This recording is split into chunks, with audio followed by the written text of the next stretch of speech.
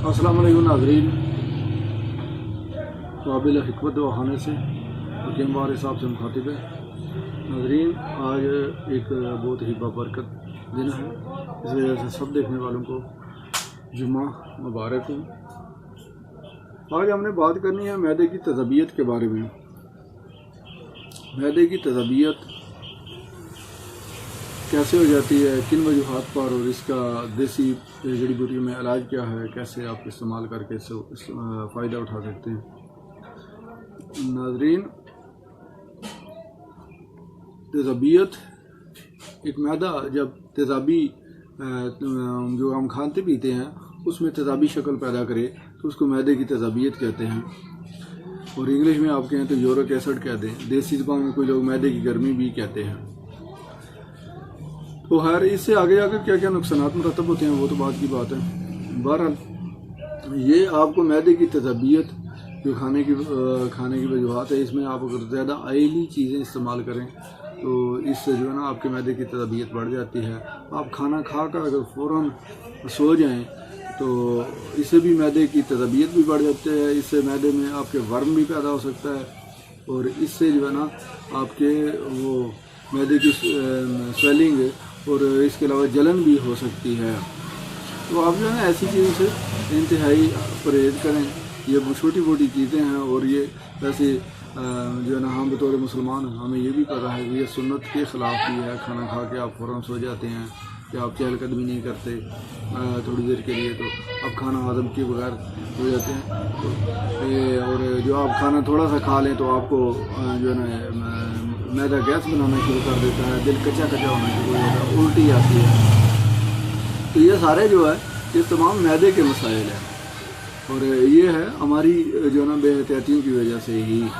तो जो है ना इन चीज़ों से हमें जिस हद तक हो सके परहेज़ करना चाहिए। और बहुत सारे लोगों का इस मैदे की तज़बियत की वजह से ब्लड प्रेशर जो है वो, या तो किसी का अगर वो 35-40 से कम एज है तो उसका ब्लड प्रेशर लो होना शुरू हो जाता है, अक्सरियत की बात कर रहा हूँ। और जो है ना जो 40 से ओवर एज होते हैं तो उनका ब्लड प्रेशर जो है वो हाई होना शुरू हो जाता है। वजूहात क्या है, भाई मैदे की तज़बियत है। तो कोई किसी का कोलेस्ट्रॉल बढ़ जाता है, किसी की तज़बियत बनना शुरू हो जाती है बॉडी में। तो ऐसे लोगों को के लिए मैं आज बहुत ही एक मुस्तनद किस्म का नुस्खा लाया हूँ। तो चलते हैं वो वीडियो में, वो देखते हैं नुस्खा।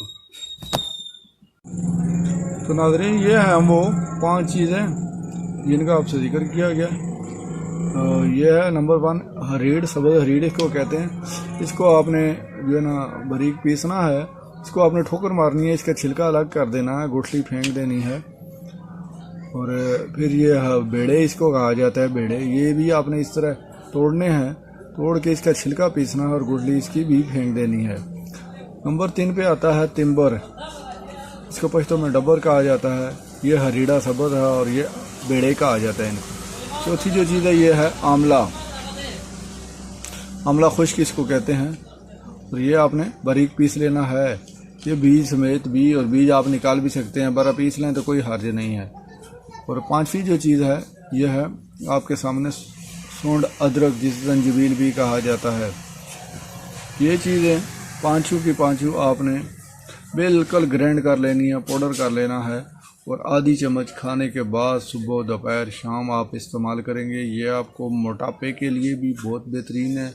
जी, आपका जिस्म रीह बादी पैदा करता है, जिस्म में गैस की वजह से दर्दें होती हैं, उसके लिए बहुत इंतहाई मुफीद है। और इसके अलावा जो आपको मैंने जैसे पहले बताया है कि मैदे की तज़बियत, स्वेलिंग के लिए, जलन के लिए, हाजमे के लिए, जिनको खट्टी डकारें आती हैं उसके लिए, उल्टियाँ महसूस करते हैं तो उनके लिए, दिल कच्चा होता है उनके लिए, लो ब्लड प्रेशर जिन लोगों का होता है वो मामूली सा हल्का अगर काला नमक डाल लें या नशातर साथ डाल लें। अगर हाई ब्लड प्रेशर है तो वो इससे परहेज़ करें, वो ये चीज़ ना डालें। ये फकी इस्तेमाल कर लें इस तरह बनाकर, सूप बनाकर, तो आधी 3 टाइम, तो इंशाअल्लाह आपको बहुत ही बेहतरीन फ़ायदा करेगी।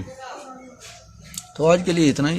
नाज़रीन, आपसे एक दफ़ा फिर बता रही है कि मेरे YouTube चैनल को लाजमी सब्सक्राइब करें ताकि हर आइंदा आने वाली तिब की वीडियो से आप इस्तेफ़ादा होते रहें।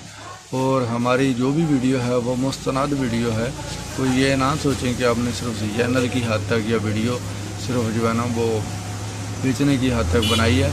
यह हमारा मकसद लोगों की फलाह, लोगों की भलाई के लिए भी है।